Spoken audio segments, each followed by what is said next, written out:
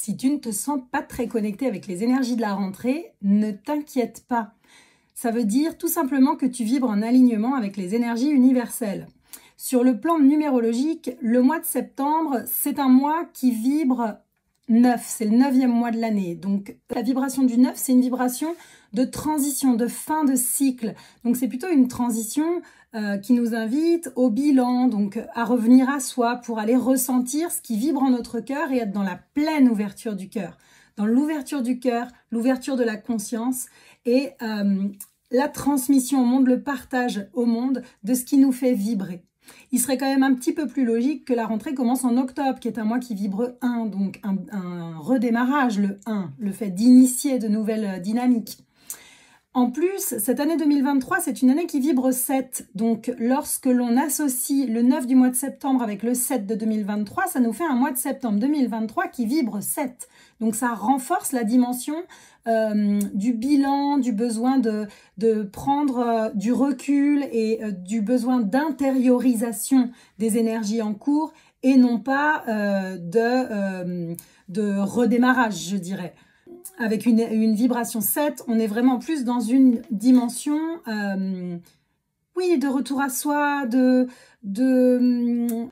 prise de conscience, d'éclairage, de mettre du sens, de quête de sens, voilà, de quête de sens sur ce que l'on traverse, de clarifier notre vision, c'est exactement ça, de clarifier notre vision. Donc tu comprends pourquoi tu ne peux pas vibrer en alignement avec des énergies de rentrée qui nous sont imposées par un calendrier civil, je dirais. Ensuite, sur le plan astrologique, il y a actuellement 6 planètes sur les 10 qui sont en position rétrograde. Ça veut dire qu'on a l'impression, depuis notre position terrestre, que les planètes font marche arrière parce qu'elles ont interrompu à un moment leur rythme d'avancement ordinaire.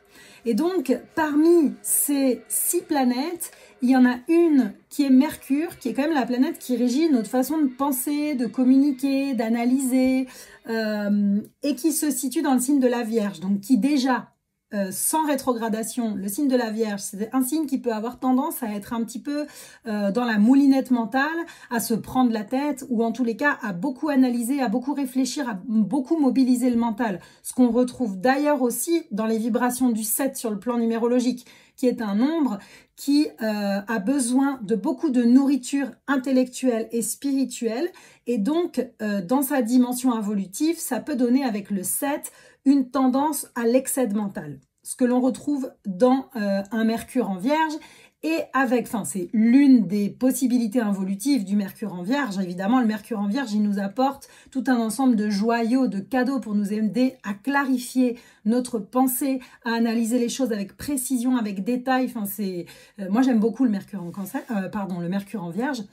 Mais donc, voilà, là, Mercure est rétrograde. Ça veut dire que toute cette analyse, toute cette clarification, cette précision, elle se fait à l'intérieur. Donc, il y a vraiment un mouvement où on a besoin de revenir à l'intérieur de nous-mêmes pour pouvoir clarifier, mettre du sens. On n'est pas dans une énergie universelle d'ouverture à l'extérieur.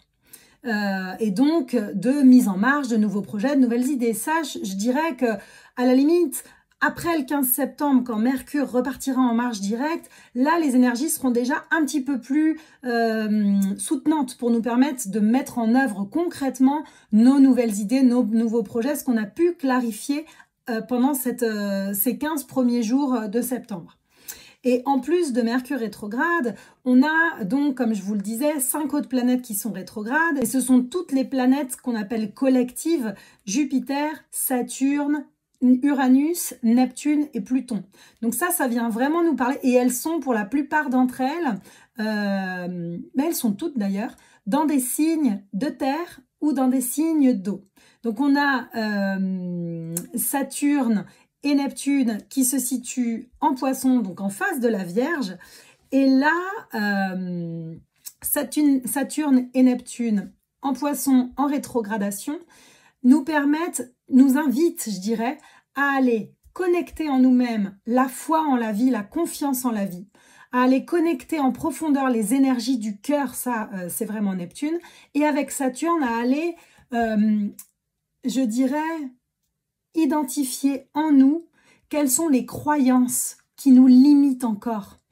Quels sont peut-être les zones, les domaines dans lesquels on a besoin de fournir des efforts, de mettre notre énergie, de nous discipliner pour pouvoir bâtir la vie, construire les projets à laquelle nous aspirons profondément, les projets de nos rêves d'une certaine manière. Donc là, on voit bien que ces énergies poissons qui sont situées en face des énergies vierges, ça amène un dialogue entre 3 planètes qui sont en phase rétrograde, Mercure en vierge, et de l'autre côté, Saturne, Neptune en poisson. Et puis, en dialogue, en aspect, ce qu'on appelle en aspect en astrologie, en dialogue avec ces énergies-là, on a Uranus et Jupiter qui sont en taureau. Donc là, Uranus-Jupiter en taureau, c'est 2 planètes qui vont nous inviter à questionner intérieurement quels changements on veut mettre en place, comment on veut les mettre en place et comment les changements auxquels on aspire peuvent venir potentiellement questionner les croyances, les principes, les valeurs qui régissaient notre vie jusqu'à présent. Donc peut-être s'interroger sur comment est-ce que mes croyances, ma vision du monde, est-ce que ma vision du monde actuelle est toujours en alignement, vibre toujours en alignement avec la personne que j'aspire à devenir profondément. Et donc, il y a comme intérieurement une espèce de négociation qui peut se faire entre le besoin de faire bouger les choses, de sortir de sa zone de connu. Avec le taureau, il peut y avoir un peu d'inertie et une forme peut-être de peur, de résistance justement au lâcher-prise. Voilà ce que je peux vous dire. Et enfin, Pluton, Pluton qui a déjà commencé l'année dernière à se manifester en changeant de signe, en passant du Capricorne au Verseau, pas l'année dernière, qu'est-ce que je dis, au printemps, pardon. Et là, en fait, Pluton était revenu en Capricorne et là, actuellement, Pluton est en marche rétrograde en Capricorne. Donc, on voit que sur le plan collectif, ça vient nous indiquer, ça vient renforcer le fait qu'il y a comme un mouvement collectif de changement qui s'amorce, mais on n'arrive pas encore à savoir dans quelle direction et comment s'y prendre. Donc, c'est certainement pour ça. Également, c'est certainement ce qui fait aussi que peut-être qu'aujourd'hui, tu n'arrives pas à vibrer pleinement en alignement avec les énergies de la rentrée et que tu puisses avoir envie encore de prendre du temps pour toi. Voilà, j'espère que ces quelques informations pourront t'apporter des éclairages et te permettre de comprendre comment est-ce que tu peux mieux vibrer en alignement avec le rythme universel. Voilà.